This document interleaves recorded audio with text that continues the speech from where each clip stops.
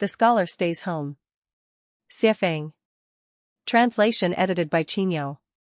The ancients said, a scholar may not leave his home, yet he knows the affairs of the world.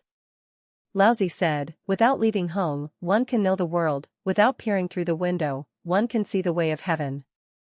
The farther one travels, the less one understands.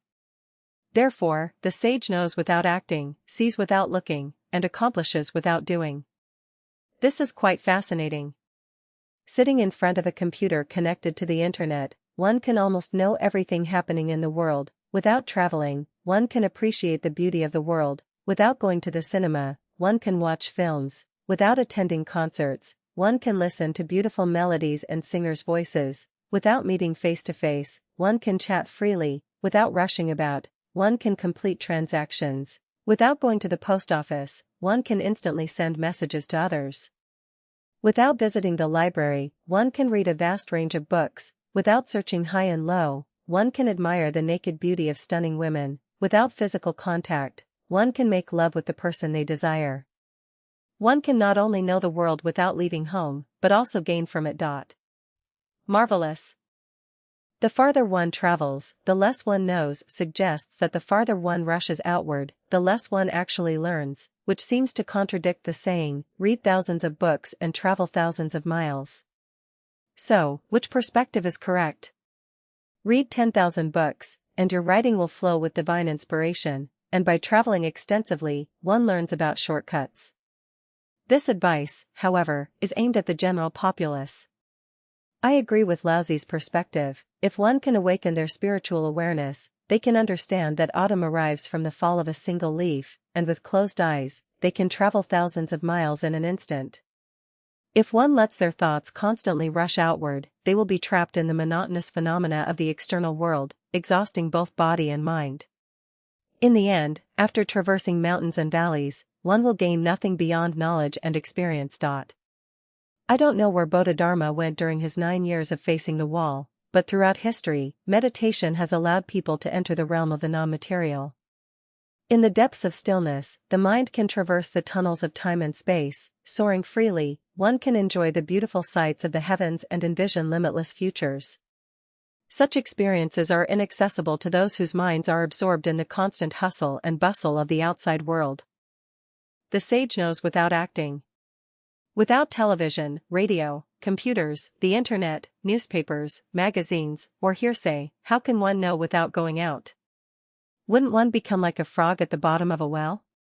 Certainly not, for Laozi is not speaking about ordinary people, but about sages. For the average person, they must strive to act, as only through action can knowledge be gained, otherwise, they would remain ignorant. But for sages, they already know, when an apple ripens, it will fall, water naturally flows downhill.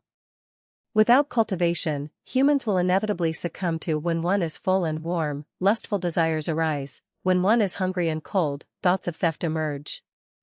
The seasons will inevitably change. If men remain unmarried and women unwed, they will inevitably resort to petty crimes or illicit affairs, otherwise, they will be consumed by their desires.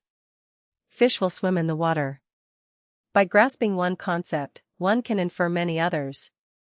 There's no need to act or personally verify everything. The sage sees without looking. A philosopher once said, "I see more clearly when I close my eyes." Indeed, what one sees may be deceptive, and looking may only lead to confusion.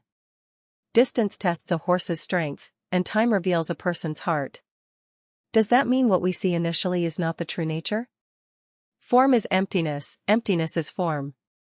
What appears as form is actually emptiness, and what we cannot see, the emptiness, is actually form. Imagine a person from birth to death, must they not walk the same path trodden by those before them, eating the same food? Despite countless variations, the essence does not change. Whether calm or tempestuous, it is still water. In the Tathagata Buddha's palm, heaven's net is vast, and though its meshes are wide, nothing escapes it. There is no need to look, one understands without looking. I may be occasionally arrogant and tell someone, without my guidance, you will never escape the cave of the silken web, and whether they believe it or not, their path is as obvious as lice on a bald head, a clear truth. Seeing harms the mind, and cleverness obstructs one's understanding of the Tao. Where can one run? There is no escape. The sage accomplishes without doing. How strange. How can one accomplish anything without action? Can one expect a harvest in autumn if one has not sown seeds in spring? Can one obtain a university degree without attending school every day? Can a sumptuous meal suddenly appear on the table without effort? Can one acquire wealth without working or trading? Can one live as long as a pine tree on the southern mountain without exercise or health care? Accomplishing without action? This really leaves one scratching their head in confusion. Yet, upon reflection, there is truth in it. Lose in the east, gain in the west. The old man loses his horse, but it might be a blessing in disguise. Good fortune lies within bad, and bad fortune lurks within good. When you intentionally plant flowers, they may not bloom. When you accidentally plant willows, they grow into shade. Accomplishing without action, there may be divine protection in the unseen. A virtuous person who does not seek blessings will naturally receive them. A schemer who tries to avoid misfortune will find it instead. What good is cleverness? Rather than standing by the river envying the fish, it is wiser to go home and weave a net for oneself. Instead of pursuing with restless effort, it is wiser to find tranquility, allowing one's vision to extend far and one's heart to illuminate the true nature of things. Therefore, the Buddha said, all conditioned phenomena are like dreams, illusions, bubbles, and shadows, like dew and lightning, thus should you view them. All sages and wise ones differ only in their practice of non-action. It seems the scholar does not leave his home for good reason.